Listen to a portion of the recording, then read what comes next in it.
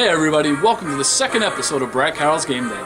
I'm Craig Carroll, Executive Sports Editor of the Bristol Press and New Britain Herald, and after my performance last week, I just might have to drop self-proclaimed in front of college football expert from here on out. I started the season with a 5-2 record against the spread and a perfect 7-0 mark overall, including the pick to end all picks. Boise State. Boise State. I take a bow, but of course things change from week to week in college football. One day you're a genius, the next day you're, well... Me. You. Anthony Della Calce.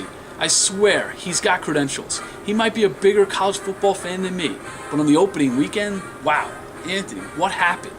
3-4 against the spread, 4-3 overall. Yeah, it was a really bad start, but luckily there's plenty more weeks to go for me to make up and do better and prove to you that I really do know what I'm talking about and that I belong with this self-proclaimed college football expert over here. We'll see about that. Hopefully you can bounce back this week. The third member of our team, Craig Carroll, had a rough opening week as well, finishing with a 3-4 record against the spread. He'll be joining us at some point tonight. When that will be is anyone's guess. Craig was the only one to get the Miami of Ohio pick correct, and I'll give him props for picking Michigan. I can't do the same for Anthony, who got caught up in the Connecticut hype. Yeah, I thought the Huskies would come out and take care of business, but it was Michigan coming out at home and taking care of business. All the credit to the Wolverines. And speaking of Michigan football, they have a huge matchup in Notre Dame Saturday afternoon on NBC.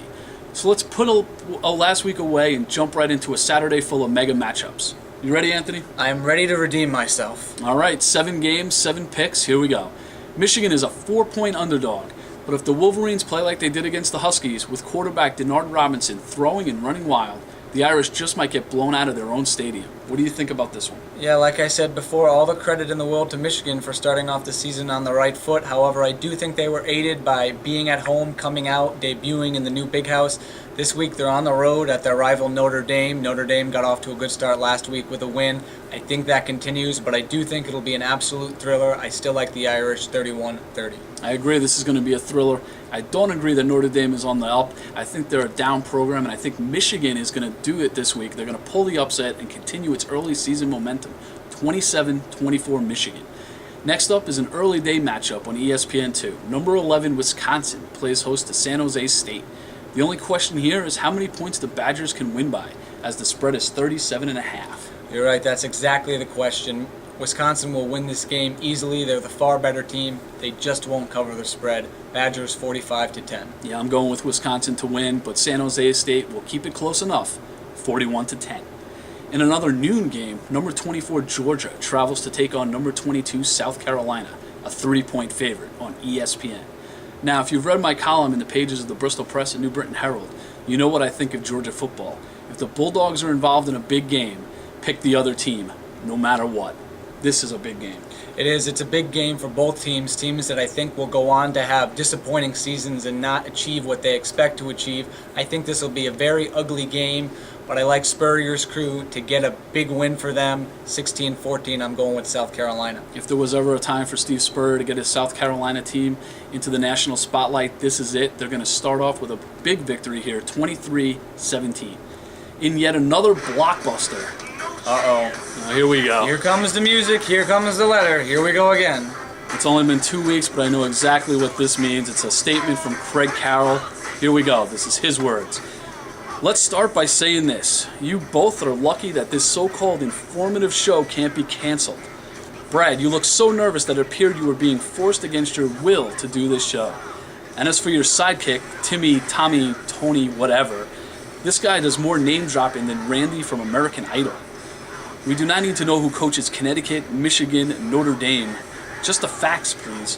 Why they win, why they won't. Thank you. As for the picks, I can't get on Brad this week as he did pretty well at 5-2. I should have had a great week if big leads by Notre Dame and Cincinnati were not blown, and if Virginia Tech picked up one more first down. But overall, not a bad start to week 1 with a 4-4 record, including the blog bonus.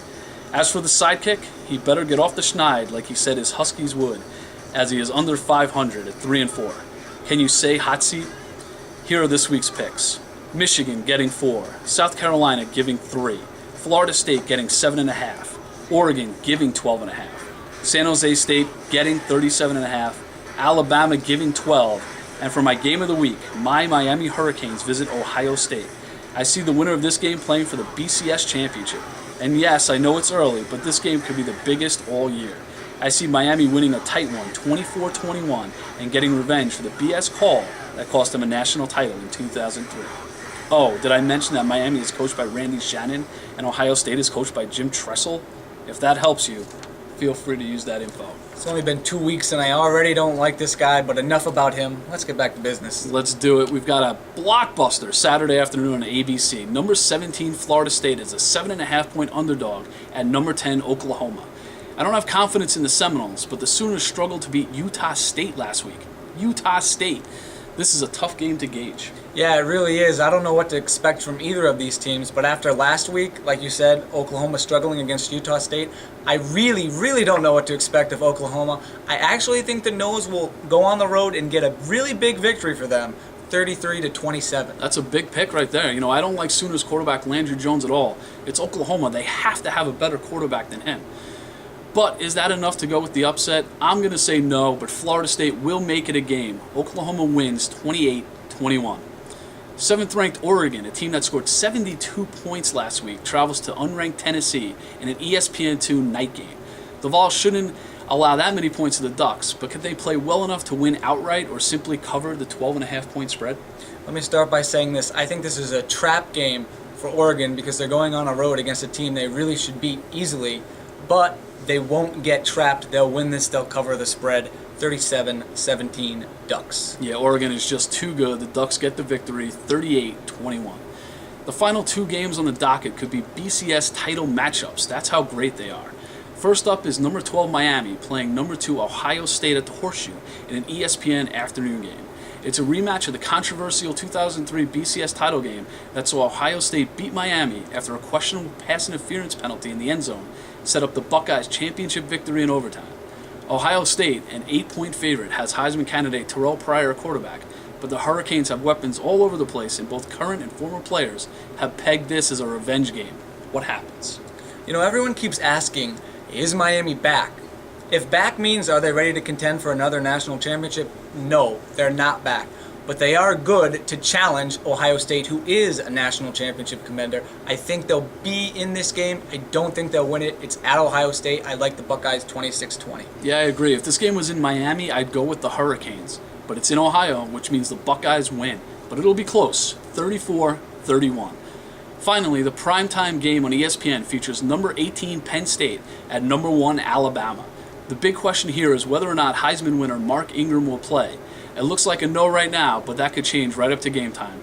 Penn State starting a freshman quarterback, which probably has the Tide defense salivating. How do you see this one shaking out with Alabama as a 12-point favorite? You mentioned the freshman quarterback. I think that's a big problem for Penn State, who in a storybook way, it'd be nice to see Joe Pa go down there and pull a big upset. You got to figure his seasons are numbered. At some point, he's going to call it quits.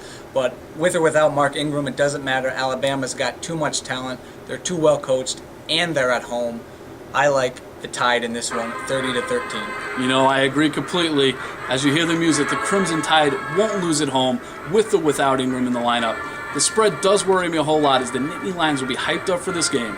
But in the end, it's all about the champs. Alabama wins it, 37-21. With that, we wrap up another edition of Brad Carroll's Game Day. Be sure to check out the print version every Saturday in the pages of the Bristol Press and New Britain Herald, on my blog at bradcarrollgameday.blogspot.com, and don't forget College Game Day Rewind exclusively on the blog. For Anthony, I'm Brad. We'll see you next week.